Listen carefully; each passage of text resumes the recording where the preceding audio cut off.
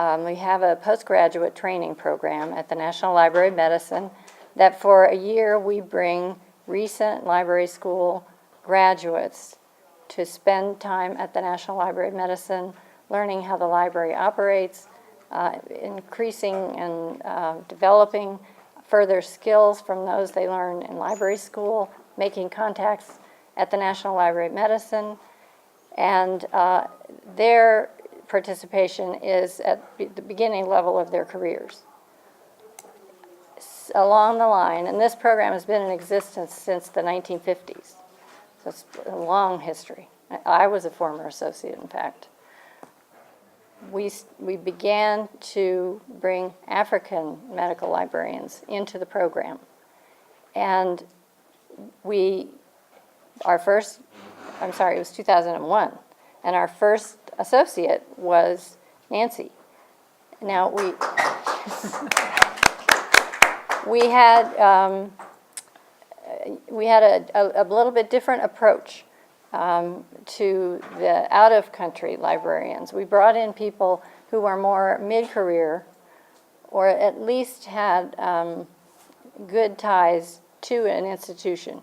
I think in each case, well, maybe in one case, a couple of cases, it was not a university medical library, but in other cases it was. And so in 2001, Nancy was our first international associate. She came for a year. She left her family, her children. Can't have been easy for any of you who did that. Really shows a lot of dedication. And along the way, it was, I think, a really good decision. We decided that we would focus on a region of the world. Previous to that time, we had some associates, but they were kind of from here and there. There was no real pattern to it. And we decided that we would focus on sub-Saharan Africa. And the thought along the way came up that when this cadre of librarians, however many there were that had been to the National Library of Medicine, went back to their countries, they would begin to build a network, which became the Network of African Medical Librarians. Now, we had 5 associates. Grace was one.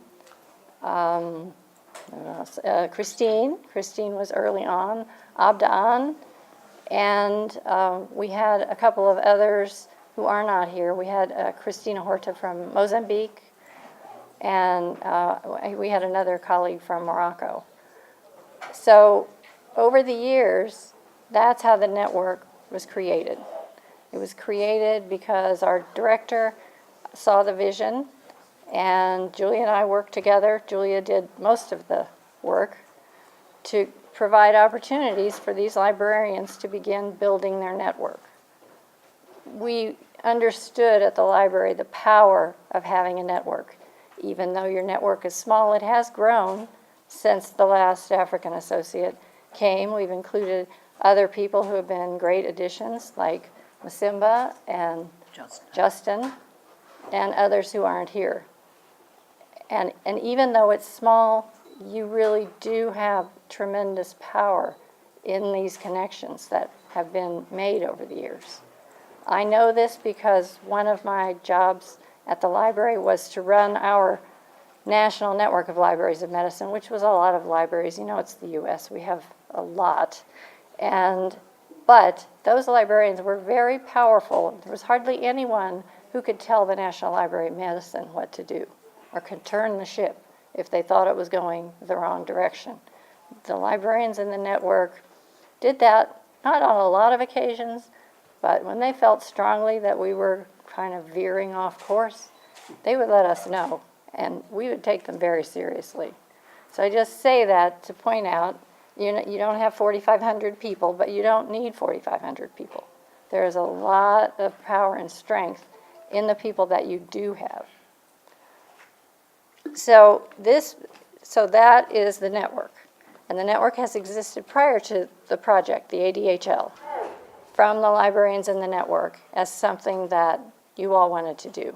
So they kind of work hand in hand, basically. But once this project, the official project, ends and it becomes part of your institutions, then the network sort of comes into play. what is going to happen to this network. We don't know because we won't be here. I do want to make clear so there's no confusion that even though we won't be, we won't be putting together events for the network in the future, we are with you until the end of the ADHL, September 30th, 2019. So don't get, confused or worried that because we're going to leave the network to you, that means we're not staying with you throughout the rest of the project, because we will be. So I think it's pretty amazing what you've accomplished already in the face of challenges that many of which have been described, some of which probably haven't. We don't need to go into that, but a lot of you face a lot of challenges, and it's very exciting to see how far you have come in the short time that this project has been operating.